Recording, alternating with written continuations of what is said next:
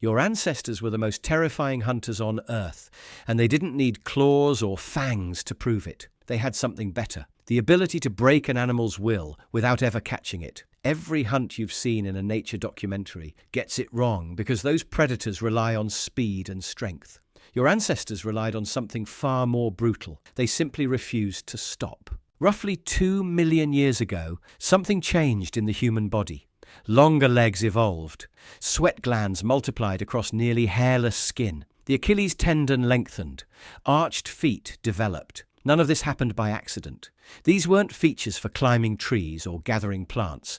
These were the biological tools of a persistence predator, an animal designed to chase prey until it died of exhaustion. But having the right body was only the beginning. The real hunt happened in stages, each one more calculated than the last, and understanding them reveals why humans became the apex predator on every continent they touched. Stage 1 was observation, and it started long before anyone picked up a weapon. Ancient hunters didn't just wander into the grassland, hoping to stumble across dinner. They spent hours, sometimes days, watching herds from a distance. They memorized which animals limped slightly, which ones lagged behind when the group moved, which ones were young, old, or showed signs of illness. Kalahari hunters can spot a kudu with a barely detectable gait irregularity from hundreds of meters away, because that tiny weakness means the difference between a 4-hour chase and a 10-hour failure. Your ancestors developed this same visual processing, scanning entire herds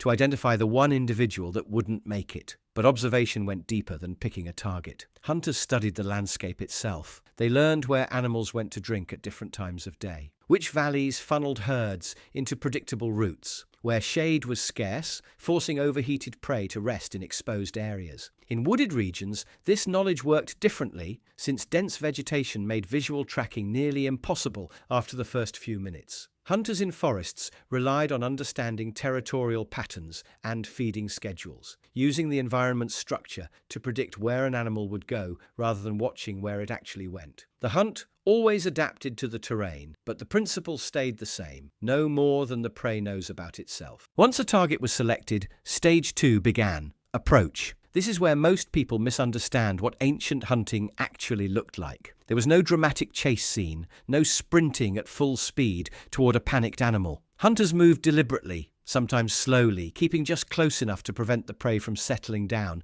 but not so close that it bolted at maximum speed. The goal wasn't to catch the animal in the first hour.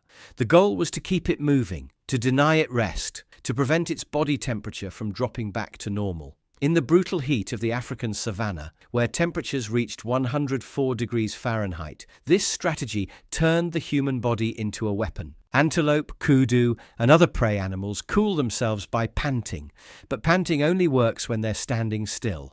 Humans cool themselves by sweating, which works while running. This created an impossible equation for the prey: keep running and overheat, or stop to cool down and let the hunters get closer. Either choice led to the same ending. Modern observations of Kalahari persistence hunts show hunters drinking as much water as possible before the chase begins, then setting out during the hottest part of the day. They jog, not sprint, maintaining a pace of about 6 kilometers per hour, roughly the speed of a casual runner. The targeted kudu initially bolts away at high speed, disappearing from view within minutes. And this is where the hunt transforms into something that required a sophisticated cognitive ability most early humans might not have possessed. Stage 3 was tracking, and it demanded a type of intelligence that goes far beyond following footprints. When prey runs out of sight in woodland, or when the ground becomes too hard to show clear prints, hunters engage in what scientists call speculative tracking. They interpret scattered signs: a disturbed branch, crushed grass that's only slightly flattened, the direction of the last visible hoofprint. Then they form a hypothesis. They ask themselves what the animal is thinking. Is it running to water, circling back to its herd, heading for dense cover? Kalahari trackers demonstrate something that looks remarkably like the scientific method. They propose where the animal went based on evidence, move to that location to test the hypothesis, then revise their theory based on new signs. This isn't instinct. This is formal problem solving happening in real time. in temperatures that would hospitalize most modern humans after hours of continuous movement. The hunters who succeeded weren't just physically capable, they were thinking multiple steps ahead, predicting behavior patterns, building mental maps of an animal's decision-making process, while their own bodies screamed for rest. But prediction only mattered if you could maintain the chase, and that's where stage 4 turned brutal. Exhaustion. The animal slowed. Its sides heaved with desperate breaths. Foam dripped from its mouth. The kudu's legs trembled as it tried to run, but the sprint that carried it away hours earlier was gone. What replaced it was a staggering, uncoordinated movement that signaled the beginning of the end. The hunters closed in, not rushing, maintaining the same deliberate pace they'd held for the last 4 hours. The animal tried one last burst of speed, managed maybe 50 meters, then stopped completely. Its body temperature had climbed past the point of recovery. Stage 5 was the kill itself, and it happened fast, a spear thrust at close range. The entire hunt, from selection to death, covered 33 kilometers and took just under 5 hours. The energy investment was enormous, but the return justified everything. A single kudu provided enough meat to feed multiple families for days, and the hunters who succeeded weren't lucky. They were executing a strategy that had been refined across 2 million years of evolution. But persistence hunting only worked under specific conditions, and when those conditions weren't present, ancient humans adapted with methods that revealed just how flexible our ancestors actually were. Communal hunts represented a completely different approach. Instead of exhausting a single animal through endurance, groups of hunters used the landscape itself as a weapon. Around 25,000 years ago, humans began constructing drive lanes, funnel-shaped corridors made of stacked rocks, or wooden posts that channeled migrating herds toward cliffs, steep ravines, or constructed corrals. The setup required massive coordination. Scouts monitored animal migration routes for weeks, identifying the exact paths herds followed year after year.